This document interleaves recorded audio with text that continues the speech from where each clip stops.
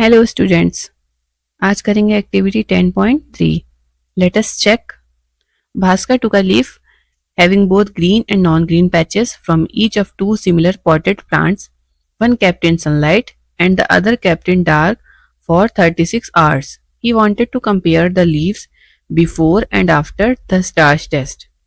तो भास्कर ने अलग अलग गमलों में लगे दो एक जैसे पौधों की हरी और एक वैसी नॉन ग्रीन पैचेस, इसके ऊपर पैचेस बने हुए थे, छोटे छोटे धब्बे थे जो कि ग्रीन कलर के नहीं थे।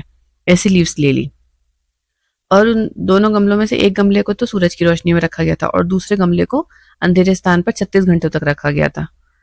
वो देखना चाहता था कि जो हमने स्टार्च टेस्ट किया उससे पहले और बाद में पत्तियां कैसी दिखती हैं। He made a sketch of leaves to record the location of green and non-green patches on them with the help of tracing paper.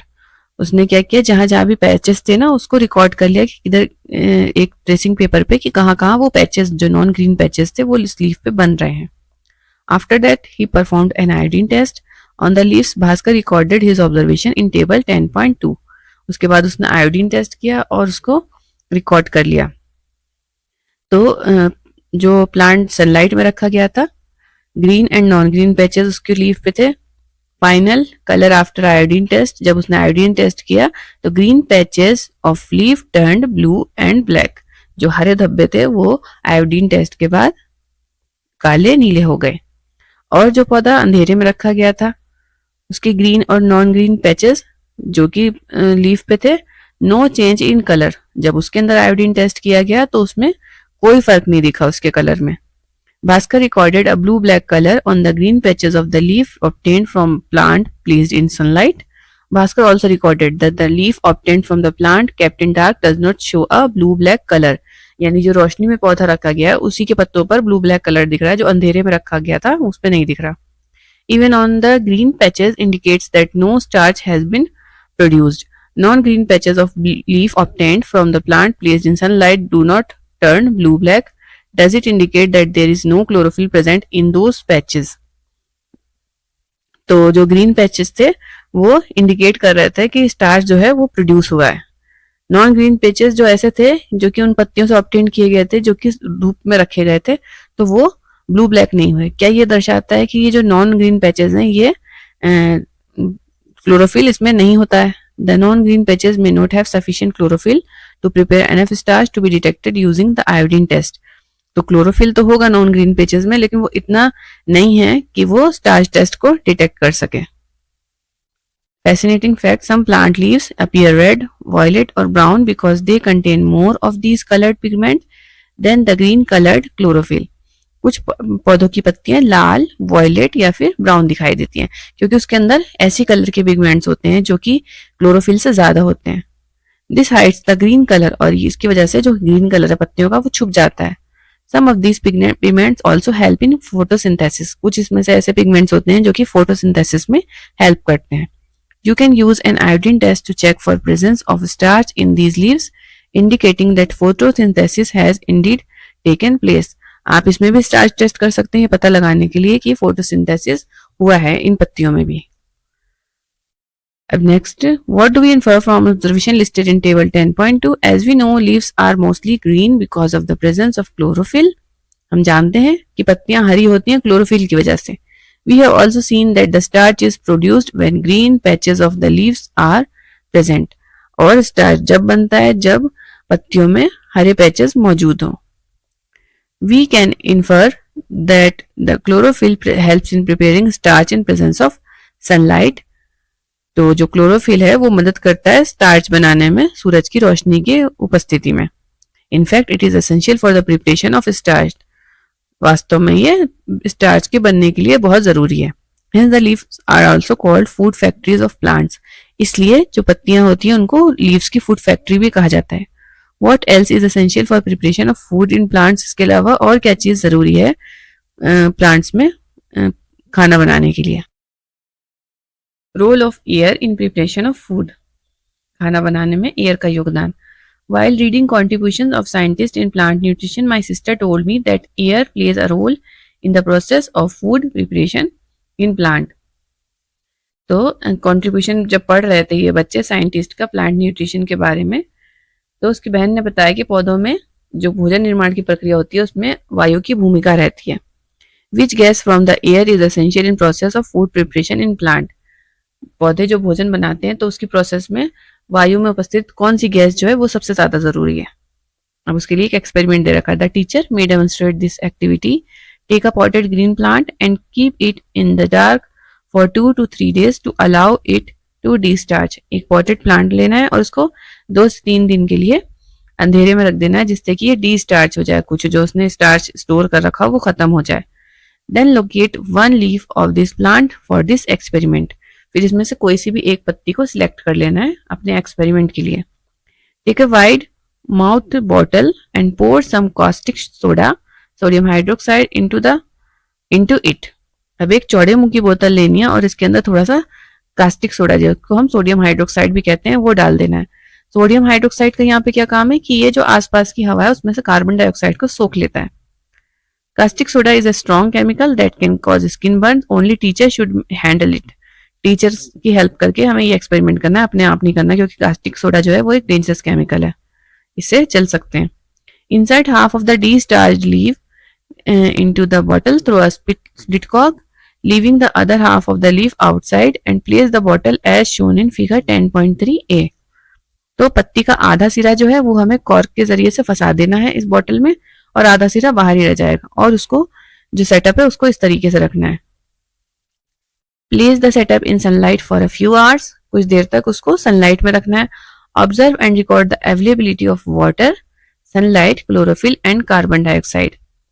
अब हमें ऑब्जर्व करना है कि जो पानी है वो कितना अवेलेबल है, धूप कितनी लग रही है, क्लोरोफिल पत्तियों में है या नहीं, या फिर और कार्बन डाइऑक्साइड, सबको हमें नोट डाउन करना है। Remove the leaf and test it for starch using iodine test as was done is activity 10.2। जैसे 10.2 में दे रखा था उसी तरीके से आपको स्टार्च टेस्ट करना है। तो यहाँ पे सारा नोट करने के बाद we notice that the part of the leaf that was outside the bottle turns blue black indicating the presence of starch. तो हम देखेंगे कि जो हिस्सा पत्ती का बोतल के बाहर था वो ब्लू ब्लैक हो जाएगा, जो बताएगा कि स्टार्च वहां पे प्रेजेंट है।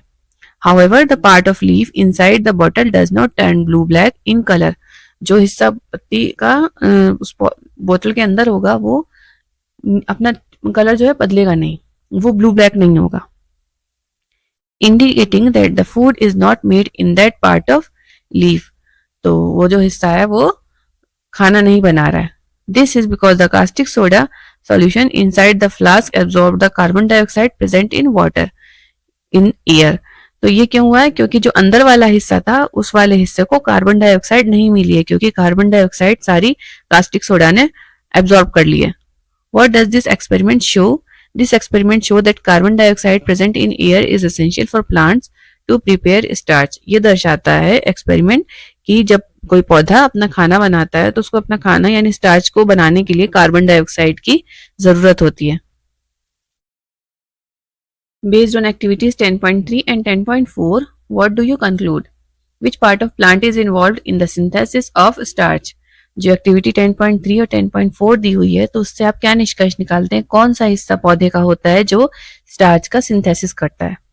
Based on our learning so far, we have found that sunlight, water, chlorophyll and carbon dioxide are essential for the synthesis of food in plants। अब तक हमने जो सीखा उसके हिसाब से सूरज की रोशनी, पानी, क्लोरोफिल और कार्बन डाइऑक्साइड ये 4 अहम फैक्टर हैं जो कि पौधों का भोजन बनाने में योगदान देते हैं।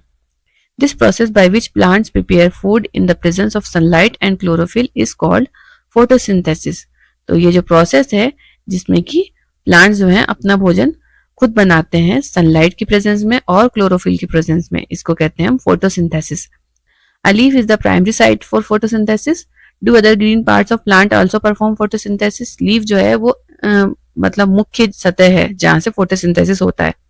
क्या प्लांट के और भी हिस्से जो ग्रीन होते हैं वो भी फोटोसिंथेसिस कर सकते हैं? Yes, other parts of the plant which have chlorophyll also perform photosynthesis.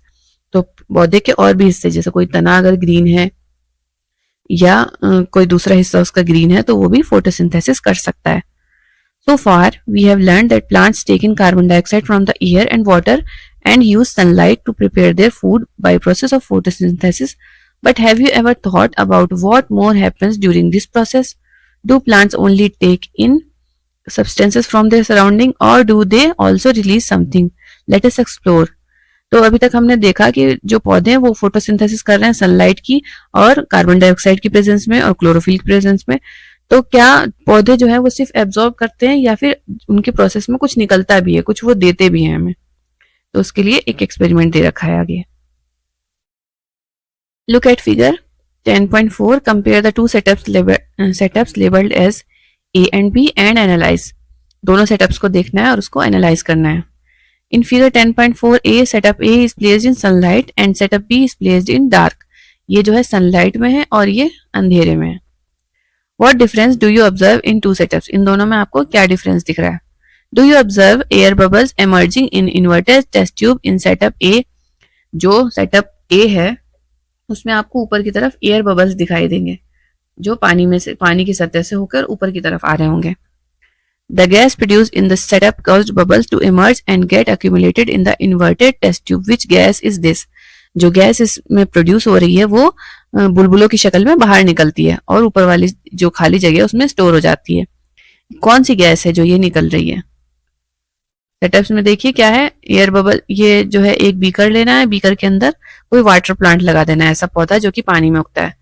फिर उसको एक कुप्पी से ढक देना और उसके ऊपर एक टेस्ट ट्यूब लगा देनी है और पानी सिर्फ इतना होना चाहिए कि वो टेस्ट ट्यूब को आधा भर सके, थोड़ी सी जगह खाली रखनी है हमें। और फिर देखना है कि क्या उसमें जो है वो ऑक्सीजन के बबल्स वो निकल रहे हैं या नहीं निकल रहे हैं। अब देखना है कि ये कौन सी गैस है। Oh yes, I remember in our science lab I have seen a similar setup placed under sunlight near a window. तो ये लड़की कह रही कि इसने ऐसा ही सेटअप अपने स्कूल में साइंस लैब में देखा है। When sufficient gas was accumulated in the inverted test tube, Barkha Didi placed her thumb on the mouth of test tube while taking the test tube off the setup. She then quickly inserted a lit matchstick into the tube and the matchstick produced an intense flame. तो ये बच्चा बताता है कि जब उसने ये setup बरखा दीदी ने खोला तो उन्होंने टेस्ट ट्यूब के मुंह पे अपनी फिंगर लगा ली, यानी अंगूठे से उसको बंद कर दिया जिससे कि वो गैस निकल ना जाए बाहर। और फिर उसके बाद उस टेस्ट ट्यूब के अंदर एक जलती हुई जब माचिस की तीली डाली गई तो वो तीली जो है और तेजी से जलने लग गई। She inferred that the gas in the test tube is rich in oxygen. तो उन्होंने ये निष्कर्ष निकाला कि टेस्ट ट्यूब में जो गैस है उसके अंदर ऑक्सीजन ज्यादा मात्रा में। It indicates that oxygen is released during the process of photosynthesis. ये दर्शाता है कि ऑक्सीजन फोटोसिंथेसिस की प्रक्रिया में मुक्त होती है। It also indicates that photosynthesis occur in presence of sunlight. ये भी दर्शाता है कि सनलाइट जब होती है यानी धूप में ही फोटोसिंथेसिस की प्रोसेस हो सकती है, सूरज की रोशनी में।